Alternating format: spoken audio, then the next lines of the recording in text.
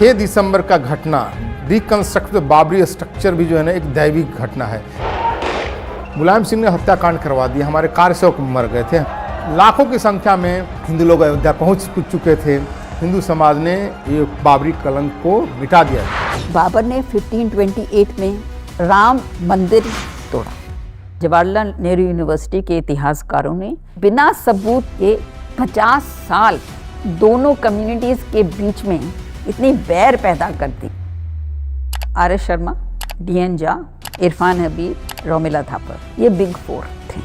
जैसे कि कुतुब मीनार से लेके बहुत सारे जगह, ये ज्ञानवापी, ये रिलीजियस फैनेटिसिज्म में ये ऐसी चीज़ों को नष्ट किया गया, पुरानी चीज़ों को। राम जन्मभूमि की भी हम बात करें तो मुस्लिम लोगों ने भी, उनको भी समझ में आ गया। ये समझने वाली बात है, साक्ष्य तो है। लेकिन फिर जो लेफ्टिस्ट हिस्टोरियन है, उन्होंने अपना धंधा चलाने के लिए वो करते रहे। तो ये हमें समझने की बात है कि रियल एनिमीज कौन है। एंटी हिंदू लॉबी के सबसे बड़े वकील आर.एस. धवन और कपिल सिब्बल किसी न किसी तरह से टालते रहे, भटकाते रहे कि फैसला न होने पावे। ये कहने में कि ये मस्जिद नहीं है और हिंदुओं का है, लोग हाथ कांपते थे, मुंह कांपते थे, सच्चाई स्वीकार नहीं कर सकते थे क्योंकि अंतरात्मा मर चुकी थी। और सबसे बड़ी बात ये है, कुछ सूट के पैरा 1 में लिखा था कि बाबर इन्वेडेड इंडिया। मतलब सोचिए, स्वतंत्र भारत के इतिहास में लिखने की हिम्मत थी कि बाबर वो था जिसने पराजित किया था और वो बाबरी मस्जिद बनवाई थी। 3 नहीं तो 3000 नहीं, बचेगी एक मजार। हमने कहा हम 3 मंदिर मांगे हैं, अगर 3 मंदिर हमें वापस कर दोगे तो हम बाकी की डिमांड नहीं करेंगे। तो अब्दुल्ला बुखारी ने बड़े निरादर से कहा, ये कोई खैरात नहीं है जो आपको भिक्षा में दिया जाए। जहाँ तक मैं समझ पाया हूँ और मेरी छोटी बुद्धि में जो बात आती है कि स्वतंत्रता का मतलब होता है गुलामी काल के चिन्हों को मिटाना।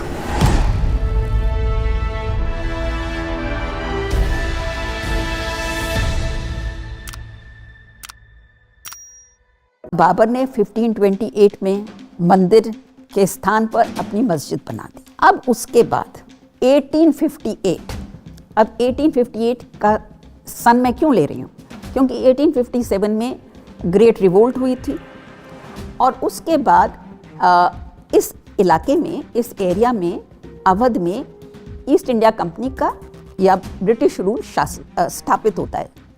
तो 1858 से हमारे पास सारे दस्तावेज हैं। तो अब जब ये मुद्दा आया कोर्ट के सामने, तो कोर्ट ने कहा कि भाई 1528 में मस्जिद बन गई, वो तो हमको पता है। 1858 तक आप कोई सबूत पेश करिए जो बताता है कि आप उस मस्जिद का प्रयोग कर रहे थे। तो मस्जिद पार्टी कोई भी सबूत नहीं पेश कर सकी कि भाई हम जब से मस्जिद बनी है तब से हम यहाँ पर नमाज पढ़ रहे हैं। तो 300 वर्ष तक आप वहाँ पे कोई सबूत नहीं दे सकते कि आप वहाँ पे थे, इसका मतलब आप नहीं थे। तो मंदिर पार्टी ने कहा हमारे पास बहुत सबूत हैं। सौगंध राम की खाते हैं, मंदिर वही बनाएंगे। जो नारा लगता था, मैं भी लगाता था, तो मुझे बड़ा डर लगता था कि हम कितना पाप कर रहे हैं कि भगवान की सौगंध खा रहे हैं और मुझे उम्मीद नहीं है कि मैं अपने लाइफ उसको पूरा कर पाऊंगा। अंधकार था एकदम, पर भगवान ने धीरे धीरे ऐसा किया, ईश्वरी प्रेरणा हुई, अंधकार के बादल छटे और आज की तारीख में राम मंदिर बन रहा। डे 1 से जब केस आया, उस समय लोग समझते थे भगवान राम का नाम लेना, हिंदुत्व की बात करना, दैट वाज कर्स। बहुत ही अजीब ढंग का था माहौल। पर मेरी माँ ने मुझे शिक्षा दी थी, उनको आज भी प्रणाम करूँगा। मुझे इस बात की प्रेरणा दी थी कि तुम्हें हिंदुत्व के लिए कुछ करना है। तो जैसे ही केस यहाँ आया, मैं हिंदू महासभा वकील 1989 से रहा, पूरा सारी प्रोसीडिंग में हाई कोर्ट से लेके बांट लिया। और जो सुप्रीम कोर्ट आया यहाँ पर मुकदमा, तो सुप्रीम कोर्ट में लगातार यहाँ वकील रहा। और 9 नवंबर 2019 को जब तक फैसला हुआ तब तक रहा।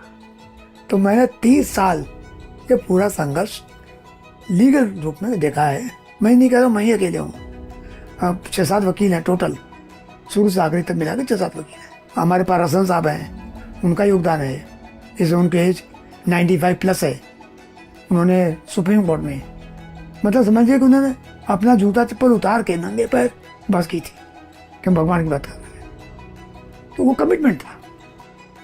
22 एंड 23 दिसंबर मिडनाइट 1949 की बात है। रामलला जो डिस्प्यूटेड स्ट्रक्चर जिसको कहा जाता है, जो बाबर ने राम जन्मभूमि का मंदिर तोड़ करके सो कॉल्ड मस्जिद खड़ा कर दिया था, उसके रामलला प्रकट हुए। ये 23 दिसंबर 1949 की नाइट है। उस समय वहाँ जो पुलिस ऑफिसर थे, सिटी मजिस्ट्रेट गुरुदत्ता सिंह, जो उस समय IAS कलेक्टर के नायर थे, उन लोगों ने जब ये सारा देखा, लोग भक्त आके पूजा पाठ करने लगे, तो उनको शांति व्यवस्था स्थापित करना था। उन्होंने ऑर्डर दे दिया कि एज इट इज़ जो मेंटेन हो। पॉलिटिकल क्लास जिसमें नेहरू वगैरह थे, उन्होंने तो कहा जाता है कि उन्होंने अपने जो चीफ मिनिस्टर थे उस समय गोविंद वल्लभ पंत, उनको बोला कि ये रामलला की मूर्ति को सरयू में डाल दो। तो स्वतंत्रता के बाद जैसा भी हमारे देश के पॉलिटिकल क्लास ने हिंदू समाज को, यहाँ की धर्म संस्कृति परंपरा को दबाना चाहा और उसको समूल नष्ट करने की बात की, उस समय में राम जन्मभूमि, भगवान राम जिसको कहते हैं, भगवान राम का नाम जो है ना, राम जन्मभूमि के रूप में खड़ा हुआ है हिंदू समाज का उद्धार करने के लिए। उसके पहले 1949 से पहले मैं समझता हूँ, जैसा रिकॉर्ड बोलता है, 76 टाइम हमारे लोग पूर्वज लड़े, मरे, बलिदान हुए, है ना, से राम जन्मभूमि को लेकर के। आप देखिए उस बीच में 76 टाइम हमारे लोग लड़े, हर लोग लड़े, यानी यहाँ तक में गुरु गोविंद सिंह के सिखों ने भी आके वहाँ लड़ाई लड़ी। कुछ जगह के तो आसपास के राजपूत लोग जो अपने आप को भगवान राम के वंशज मानते हैं, वो लोग जूता नहीं पहनते थे कि जब तक संकल्प लिया कि जब तक वहाँ राम जन्मभूमि नहीं बनेगा हम जूता नहीं पहनेंगे। सबसे पहले एक इंग्लिशमैन आए थे, विलियम फिंच। तो उन्होंने लिखा कि यहाँ पर बहुत से हिंदूज आते हैं, पहले वो सरयू नदी में डुबकी लेते हैं, फिर यहाँ पे आते हैं। वो इस इलाके का नाम देते हैं रामकोट, राम का किला। सेकंड एक जेजुइट ट्रैवलर थे, उनका नाम था जोसेफ टिफिन-थैलर। तो टिफिन-थैलर लिखते हैं, वो कहते हैं कि यहाँ पर जो कंपाउंड है, परिसर, वहाँ पे इन्होंने बेदी बना दी, पालना। और पालना किसके लिए होता है? न्यूबॉर्न के लिए। और वो कहते हैं कि राम नवमी पे यहाँ पे इतनी संख्या में लोग आते हैं, परिक्रमा करते हैं। 1822 में एक ऑफिशियल थे फैज़ाबाद डिस्ट्रिक्ट कोर्ट में, उनका नाम था हफीजुल्ला। तो उन्होंने फैज़ाबाद डिस्ट्रिक्ट कोर्ट में बयान दिया जो हमारे पास है। उन्होंने कहा कि बाबरी मस्जिद राम मंदिर के ऊपर बनी है और उसके बगल में सीता की रसोई है। जैसे मैं एफिडेविट देती हूँ तो मैं साइन करूँगी ना, तो वो साइन करते हैं और कहते हैं कि मैं निवासी हूँ रामनगरी अयोध्या के। तो आप इमेजिन करिए कि एक इंपीरियल ऑर्डर है जो फारसी में लिखा जा रहा है, जो बादशाह के आदेश को ऑर्डर को इम्प्लीमेंट कर रहा है, और वो कह रहा है कि मैं राम के जन्मस्थान का निवासी हूँ। ठीक है, so these are some very interesting things about Ayodhya. Muzaffarnagar जो यूपी में एक शहर है, जिसको हम लोग तो मुजफ्फरनगर नहीं कहते, हम लोग लक्ष्मी नगर कहते हैं। वहाँ पर हिंदू जागरण मंच का सम्मेलन हो रहा था। उस समय सीनियर ऑफिस बियर थे राजेंद्र सिंह जी, जो रज्जू भैया के नाम से कहते हैं, राष्ट्रीय स्वयंसेवक संघ के प्रचारक, जो बाद में सरसंघ चालक बने। वहाँ दाऊदयाल खन्ना थे। दाऊदयाल खन्ना जी उत्तर प्रदेश में 5 बार मुरादाबाद से MLA रह चुके थे, कांग्रेस के, और स्वास्थ्य मंत्री भी थे। गुलजारीलाल नंदा जी भी उपस्थित थे, जो 2 बार अंतरिम प्रधानमंत्री भी रह चुके थे, होम मिनिस्टर थे। अशोक सिंघल ये अभी यंग ऑफिस बियर विश्व हिंदू परिषद में, राष्ट्रीय स्वयंसेवक संघ से विश्व हिंदू परिषद में आए थे, ज्वाइंट जनरल सेक्रेटरी के रूप में लोग थे। वहाँ पर दाऊदयाल खन्ना जी ने सबसे पहले घोषणा की कि भाई हिंदुओं को राम जन्मभूमि, काशी और मथुरा, ये तीनों जो हमारे आराध्य देवताओं के मंदिर हैं, उनको मुक्त कराना चाहिए। 16 जनवरी 1950 को एक दावा दायर हुआ, गोपाल सिंह विचारक ने दायर किया कि सदियों से मूर्ति यहाँ चली आ रही है, हम पूजा पाठ कर सनातनी है और यहाँ से न हटाई जाए। सिविल जज महोदय ने इंजंक्शन ग्रांट किया कि मूर्तियाँ जहाँ है जैसा है पूजा पाठ होती रहेगी और यहाँ से न हटाई जाए। वहीं से हमारा आधिपत्य लीगल हो गया, जो कि उस समय की कांग्रेस गवर्नमेंट और जो एंटी हिंदू गवर्नमेंट थी वो चाहती थी मूर्तियाँ हट जाए। अब कोर्ट का आदेश हो गया, उसके इंजंक्शन के खिलाफ हाई कोर्ट अपील हुई, मुस्लिम पक्ष ने की, हाई कोर्ट ने खारिज कर दिया और कहा नहीं, जो आदेश है जो कुछ सूट में हो डिसाइड होगा। ये 55 की बात है। अब हिंदुओं का कब्जा था वहाँ, मुस्लिम नाम की कोई चीज़ वहाँ नहीं थी। तो उनको ये लगा कि हमको एक दावा दायर करना चाहिए मुस्लिम्स को, और नामा तो जा रहा है एकदम हमेशा के लिए, खत्म हो गया। तो 12 साल बीतने के पहले उन्होंने दावा 17 दिसंबर 1961 को दायर किया, जिसको था सुन्नी सेंट्रल बोर्ड ऑफ वक्फ मर्से गोपाल सिंह विशारद। और सबसे बड़ी बात यह है कि सूट के पैरा 1 में लिखा था कि बाबर इन्वेडेड इंडिया। मतलब सोचिए, स्वतंत्र भारत के इतिहास में लोग कहते हैं ना कि हम बड़े अकलियत हैं और हम बड़ा डर लग रहे हैं, पढ़ाई कर रहे हैं, ये लिखने की हिम्मत थी कि बाबर वो था जिसने इन्वेड किया था इंडिया को, पराजित किया था, और वो बाबरी मस्जिद बनवाई थी। तो बाबरी मस्जिद ये शुरू हो गई हमारे यहाँ उन लोगों के कहने से। और हिंदू समाज में एक कमी है कि मुस्लिम्स के आगे झुक जाते बहुत जल्दी, उनको उनकी बात बड़ी जल्दी समझ में आती है, क्योंकि मेरे समझ से जो गुलामी का जो जिसको कहते हैं घोस्ट, वो आज भी कहीं ना कहीं व्याप्त है, मुझे बात कहते समझ में आ जाती है। अब 1858 से ये फैजाबाद डिस्ट्रिक्ट कोर्ट में केसेस चलते हैं। सबसे पहला केस है थानेदार ऑफ अवध। वो एक FIR फाइल करता है और वो कहता है कि कल 25 निहंग सिख मस्जिद में घुस गए और उन्होंने हवन पूजा शुरू कर दी और कोयले से राम राम लिख दिया पूरी मस्जिद की दीवारों पे। अब जब आप कंप्लेंट फाइल करते हैं तो आपको साइन करना होता है। तो जब वो कंप्लेंट फाइल कर रहा है उसके बाद वो अपना साइन कर रहा है कि मैं कौन हूँ। वो मुतवल्ली हैं, मस्जिद है जन्म स्थान। वो मस्जिद है जन्म स्थान लिखते हैं। वो जो डॉक्यूमेंट है मैंने अपनी एक पुस्तक में वो रिप्रोड्यूस किए हैं। So that itself is an acknowledgement that they knew that it is जन्म स्थान and they are calling it मस्जिद है जन्म स्थान। ये कहानी जो है ना, ये हर जगह है। जब वो मंदिर तोड़ते हैं तो उसको मंदिर का ही नाम देते हैं, ज्ञानवापी मंदिर था, ज्ञानवापी मस्जिद। तो ये कहानी सब जगह है। अच्छा, उसके बाद तो 1858 के बाद 1947 तक इतने केसेस हैं। एक समय आता है 1940s में जब जो मस्जिद पार्टी है वो ऑलमोस्ट छोड़ देते हैं। वो कहते हैं कि यहाँ पर जो आसपास के लोग हैं, जब हम अजान का शुरू कर देते हैं वो इतनी ज़ोर से अपना बोलना शुरू कर देते हैं, और जब हम आते हैं तो पत्थर मारते हैं, जूते मारते हैं। तो अब वो कहते हैं कि हम सिर्फ शुक्रवार को आते हैं। जो ब्रिटिश रेवेन्यू रिकॉर्ड्स हैं 1860, वो बाबरी मस्जिद का जिक्र ही नहीं करते। वो इस स्थान को बोलते हैं जन्म स्थान। और ये डॉक्यूमेंट्स पब्लिक थे, तो किसी ने नहीं ऑब्जेक्ट किया कि भाई आप इसको जन्म स्थान क्यों कह रहे हैं। क्योंकि ये डिस्प्यूट बढ़ रहा था, तो 1944 में यूपी सरकार ने कहा कि एक लिस्ट ऑफ सुन्नी मस्जिद और शिया मस्जिद यूपी में लिस्ट बनाई जाए, और उसमें 4 कॉलम्स हैं, किस सन में बनी, किसने बनाई और उसका वक्फ क्या है। तो बाबरी मस्जिद के बारे में लिखा था कि 1528 में बाबर ने बनाई, लेकिन वक्फ कोई नहीं थी। तो इलाहाबाद हाई कोर्ट ने कहा because there is no waqf it is a fatal flaw in your argument. जब पूरा यूपी को मुलायम सिंह ने जेल बना दिया था तो कहा था कि अयोध्या में कोई परिंदा भी पर नहीं मार सकता। मुलायम सिंह के कहने के बाद भी उन सारे बैरिकेडिंग को तोड़ते हुए हजारों की संख्या में वहाँ पहुँच गए।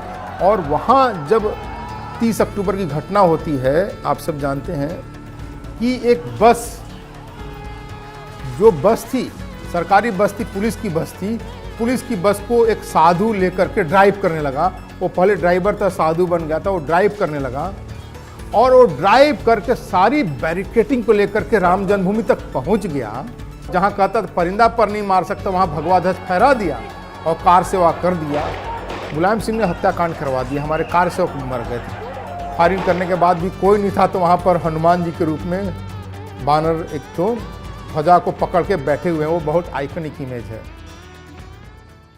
6 दिसंबर का घटना, रिकंस्ट्रक्ट बाबरी स्ट्रक्चर भी जो है ना एक दैविक घटना है। और ऑनेस्टली बता, मैं वहीं था तो मैं खड़ा था, मुझे नहीं लगा कि हम बेवकूफ़ लोग हैं, ढाते तो टूटेगी नहीं। मैं ऑनेस्ट बता रहा हूँ। हम तो ऑनेस्ट लोग, हमें लगा बेवकूफ़ लोग हम लोग, ढांचा तो टूटेगी नहीं। तो एक साधु, मुझे याद है मनीराम छावनी के संत थे, उन्होंने आके मुझे मुक्का मारे, गुरु भाई तू यहाँ क्या कर रहा है, अंदर जा। लाखों की संख्या में हिंदू लोग अयोध्या पहुँच चुके थे, सरकार ने डिले कर दिया, कोर्ट ने ऑर्डर डिले कर दिया। आज 6 तारीख को सब जानते हैं हिंदू समाज ने ये बाबरी कलंक को मिटा दिया, जिसको एक बहुत अच्छे विद्वान ने कहा डिकंस्ट्रक्शन द बाबरी स्ट्रक्चर। बहुत एप्टली वर्ड यूज़ किया। हमने किसी चीज़ को डेमोलिश नहीं किया, हमने डिकंस्ट्रक्शन किया, क्योंकि हमारा जगह था, किसी ने कंस्ट्रक्ट कर दिया था इलीगल स्ट्रक्चर, हमने उसको डिकंस्ट्रक्ट कर दिया। ढांचा जब टूटा तो मुरली मनोहर जोशी जी का एक भाषण, आप कभी उनसे चर्चा कीजिएगा, उन्होंने कहा, मुझे आज भी कान में वो गूंजता है कि लोग कहा जाता था हिंदू असंगठित है, इस दूसरे ढांचे गिरने से असंगठन की भावना भी हिंदू समाज से निकल गई, अब हिंदू संगठित है, इकट्ठा है। राम जन्मभूमि के रिक्लेमेशन में अभी जो रिक्लेम हो रहा है, उससे हमें अनेक बातों के लिए स्फूर्ति आती है कि एक पूरा भारतीय लोग एकत्र आ गए एक पर्टिकुलर चीज़ों में, और उसका हम उपयोग कैसा कर सकते हैं। जैसे कि ग्रैंड नैरेटिव तो एक बात हो गई, ऐसा ही एक एग्जांपल देता हूँ कि जब अपोलो 11 मून पे लैंड हुआ, तो मून पे लैंड हुआ तो क्या मून में जाके हमें रहना तो नहीं था, लेकिन उससे क्या हुआ, सिर्फ अमेरिका को नहीं, पूरा विश्व में हर एक जो ह्यूमन बीइंग है, आदमी है, उसको लगा कि ये जो मैं 6 फुट के आसपास का आदमी हूँ, ऐसा कर सकते हैं कि टेक्नोलॉजी के माध्यम से हम एक दूसरे ग्रह पे जा सकते हैं। उससे बहुत कुछ हुआ। एक्चुअली नील आर्मस्ट्रॉन्ग सेड कि 1 feet on the moon, 1 long leap of a mankind, and that is a correct one. यही एंगल से हमें ये जो राम जन्मभूमि का रिक्लेमेशन है उसको देखना चाहिए कि वो उससे हम स्फूर्ति लें, और अलग अलग जो हमारे चीज़ें हैं, जो टेक्नोलॉजी है, इनोवेशन है, बिजनेस इनोवेशन है, प्रॉब्लम सॉल्विंग है, उसमें हमारे जो युवा पीढ़ी है, बट सब लोगों को, बट इस विशेषता युवा, क्योंकि उनके पास समय है, उन्होंने सिर्फ रेस्टिंग ऑन द लॉरेल्स न करके हर एक ने अपना अपना जो उनको अच्छा लगता है, स्वधर्म जिसको कहते हैं, जिसमें उनकी रुचि हो, उसमें होके कोई मुझे इनोवेशन करना है, कोई मुझे ब्रेक थ्रू करना है, और ये ब्रेक थ्रू हो सकता है। तपोबलम ही केवलम, उसमें होता ही है। जब तो भगवद गीता में ऐसा है कि उपद्रष्टा हनुमंता च भर्ता भोक्ता महेश्वरम, ये रिवोल्यूशन ऑफ अ भगवान रियलाइजेशन, गॉड रियलाइजेशन है। उपद्रष्टा मीन आप कुछ तो ऐसा टाइम वेस्ट कर रहे हैं तो भगवान देखते रहता है, बेटा तू मूर्ख है तो खेलते रहे। अनुमंता, लेकिन आप कुछ अच्छा करने लगते हैं तो वो अनुमति देता है। अनुमति कैसे देता है? एक हमारे पेरेंट्स हमें पैट करते हैं, सिमिलरली ही डज समथिंग, आपको लगता है कि I am on the right track. अनुमंता चो भरता, देन वो आपके साथ प्रोटेक्टर हो बन जाते हैं, बहुत सारे आपके लोगों से मदद आने लगती है। भोक्ता, वो आपके साथ काम करने लगते हैं। There are many good people, like minded people come together, they start working with you, and then Maheshwara, you achieve your objective. तो ये उसका राम जन्मभूमि का महत्व है। सिर्फ वो मंदिर बनाने का नहीं, मंदिर तो बनाना ही चाहिए, लेकिन बाकी क्षेत्रों में भी लोगों ने काम करने की जरूरत है। मैंने कहा था देश का डिवीजन धर्म के नाम पर हुआ है, इसलिए इस देश में हिंदू सुप्रीम रहेगा, और जो इस देश का जो कटा हुआ पाकिस्तान जाने के बाद जो भाग बचा है वो हिंदू धर्म के हिसाब से चलेगा। हमने कभी नहीं सोचा था कि हमारे टाइम में हमारा प्रधानमंत्री जा कर के गंगा में स्नान करके वहाँ काशी विश्वनाथ का उद्घाटन, कॉरिडोर का उद्घाटन किया। वैसे ही शिला पूजन हमने अपने नहीं सोचा था कि कोई प्रधानमंत्री जाके भूमि पूजन करेगा। हमने सोचते थे कि ये तो हम संकल्पित थे कि हम मंदिर बनाएंगे, लेकिन हमें ये विश्वास नहीं था कि कोई हमारा प्रधानमंत्री जाकर के वहाँ भूमि पूजन करेगा। जिन्होंने बोला राष्ट्रीय शर्म की बात है, तो आज देखिए आज वो कहाँ पर हैं, राजनीतिक गुमनामी में चले गए हैं। जिनको प्राइड था आज वही लोग तो खड़े हैं। हमें ऐसा हिंदू समाज खड़ा करना है जो सॉलिड हो, जिसको कोई तोड़ नहीं सकते। हमें इसी चीज़ को, यही प्रेरणा हमें लेना है कि हिंदू समाज को सभी छोटे मोटे जाति से ऊपर उठ के हिंदू समाज, जो हमारा विशाल हिंदू समाज है, उसकी रक्षा संरक्षण में इकट्ठे होकर के काम करना चाहिए। अब वोट भी हमें इकट्ठे होना चाहिए। ऐसी हमें एकता के रूप में हिंदू समाज को मजबूत रखना है। और ये सब पॉलिटिकल पार्टी जो सॉरी टू से उसको बोलते मशरूम हो गए हैं, जो जाति के नाम पर, भाषा के नाम पर, रीजन के नाम पर, उनको उड़ा देना चाहिए। From the timeless Vedas to the valiant warriors, From the wisdom of the rishis to the dreams of a new Bharat, our civilization has never stopped inspiring the world. Prachyam, the world's first Indic OTT, brings the glory of Bharat to the world. 400 plus films and series. From history to heritage, from devotion to discovery, every story is an offering to our eternal civilization. From G20 to Tokyo, the world is witnessing the voice of Bharat rise again. बहुत बड़ी सनातन की सेवा हो रही है। ज्ञान का पुनरुद्धारण का कार्य है। Pratyam is doing an amazing job. 60 साल में हमने जो खोया को वापस लाने का काम कर रहे हैं। Your contribution is not a donation. It is an ahuti in this Mahayagya of the Indic Renaissance.